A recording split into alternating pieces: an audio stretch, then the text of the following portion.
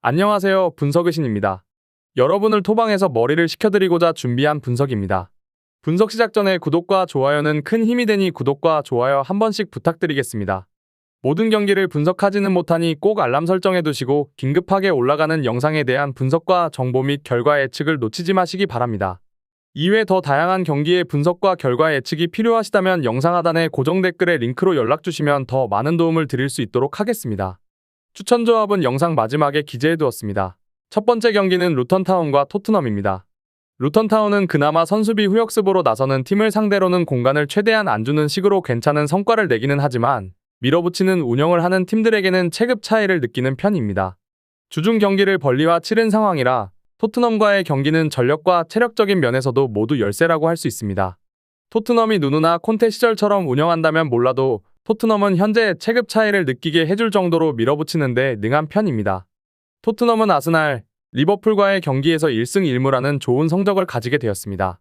다만 그 이전에도 체급 차이가 나는 팀들을 상대로는 화력을 투사하면서 무패 행진을 달리고 있던 편입니다. 결국 포스테코글루 감독 특유의 공격적인 페이스는 신뢰가 충분히 가능할 것 같습니다. 지난 경기에서는 히샬리송도 원톱으로 나섰을 때보다는 윙으로 배치했을 때 좋은 활약을 보여주었다는 긍정적인 신호가 있었습니다. 결론을 말씀드리자면 토트넘의 완승을 기대해 보겠습니다. 전력과 체력적인 부분에서 모두 앞서고 있는 상황이고 그동안 공격적인 기조로 약팀을 상당히 잘 공략하는 모습을 보여주기도 했습니다. 루턴타운이 선수비 후역습 성향의 팀에게는 꽤 승점을 잘 따오기는 했지만 미드필더 진을 잘 쓰는 팀에게는 매우 약하기도 했습니다. 토트넘의 핸디캡 승리도 충분히 노려볼 수 있을 것 같습니다. 두 번째 경기는 벌리와 첼시입니다. 벌리는 루턴타운을 잡기는 했지만 루턴타운을 상대로도 상대의 완강한 수비의 중거리 두 방으로 겨우 승리를 잡아냈다는 점은 불만족스러울 것으로 보입니다. 일단 첼시도 상당히 수비가 좋은 팀인데 벌리가 라인을 높여서 짧은 패스로 썰어가는 방식이 박스 안까지 잘 들어가고 있다고 보기는 어려울 듯 싶습니다. 게다가 첼시는 지난 경기에서 드디어 중원 교통 정리도 끝난 모습입니다. 갤러거와 엔조의 위치만 바뀌었음에도 경기가 술술 풀리는 모습이었습니다. 갤러거는 2선에서 활동량으로 상대의 빌드업 중출을 억제하고 엔조도 3선에서 자신의 특기인 빌드업에 주력하는 모습입니다. 지난 경기에서 스털링이 바이러스 감염으로 선발에서 제외되었음에도 무드릭과 브로야가 득점에 성공하는 등 스털링 하나에 의존하던 공격력도 실마리가 잡혔습니다. 결론을 말씀드리자면 첼시의 승리를 기대해 보겠습니다. 일단 지난 경기에서 중원의 교통 정리를 끝내자 상당히 경기가 안정적으로 풀리는 모습이었고 이를 바탕으로 공격력도 실마리가 잡힌 모습입니다. 벌리의 높은 라인도 수비에서는 악재가 되고 있다는 판단을 할 수 있으며 루턴타운을 상대로도 박스 안에서의 영향력은 크게 보이지 못했습니다. 세 번째 경기는 풀럼과 셰필드입니다. 풀럼은 올 시즌은 완벽하게 득점력이 떨어진 모습을 보여주고 있습니다. 일단 히메네스가 미트로비치의 역할을 전혀 대체하지 못하고 있다는 것도 요인이지만 팔리냐가 저격을 당했을 때의 대응법도 지난 경기에서 좋다고 보기는 어려웠습니다.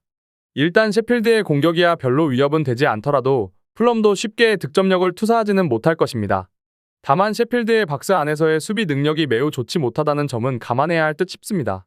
올 시즌 2골 이상의 기대 실점을 홈과 원정 가리지 않고 허용하는 모습인데 3-5-2로 중앙을 완전히 틀어막는 양상을 짜고 있음에도 수비가 부실하다는 소리를 들어야 할 정도입니다. 사실 이 전술은 수비가 버텨줘야 개인 능력으로 투톱이 골을 넣고 이길 수 있는 전술인데 일단 전술 수행에 필요한 필요 조건조차도 구비가 안 되어 있습니다. 결론을 말씀드리자면 풀럼이 다득점 양상을 쉽게 만들지는 못할 것 같지만 일단 상대의 박스 안 수비가 너무나 부실해 승리를 가져올 수는 있을 것으로 보입니다. 상대의 역습도 중원에서 태클을 아주 적극적으로 수행하는 팔리냐 같은 선수들이 커버를 어느 정도 할 수 있을 것으로 보고 있습니다. 마지막 경기는 에버튼과 본머스입니다. 에버튼은 지난 경기에서는 루턴타운에게 패하는 충격적인 결과를 받아들여야 했습니다. 홈에서 실점 억제는 나름대로 되는 편이고 지난 경기 2골도 세트피스로 허용한 편이라서 수비는 문제가 아닌데 세트피스와 롱볼에 집중되어 있는 득점 루트가 문제입니다. 그나마 세트피스 상황에서 수적 우위를 만드는 정교함은 좋고 루인이 최근 3경기 3골로 페이스가 좋다는 점은 긍정적입니다. 본머스가 에버튼의 제한적인 공격 옵션을 무시하기는 어려울 것입니다. 올 시즌 리그에서 두 번째로 많은 세트피스 실점을 기록하고 있는 팀이 본머스이고 본머스도 공격 효율에서 에버튼 못지않게 떨어지는 편이기 때문입니다. 전방 압박을 제법 하는 팀이기는 한데 그것이 좋은 찬스로 가는 빈도와 골로 연결되는 빈도도 상당히 적은 편입니다. 결론을 말씀드리자면 에버튼의 승리를 추천드립니다. 오픈플레이가 아니라 세트피스에 의존하고 있는 공격력이 문제이기는 하지만 르윈의 폼이 좋은데다가 상대가 세트피스에서의 약점이 뚜렷하다는 점을 감안해야 할 것입니다. 본머스의 1차 압박 라인도 높은 편이라 롱볼도 제법 위협적인 옵션이 될 수 있다고 판단됩니다.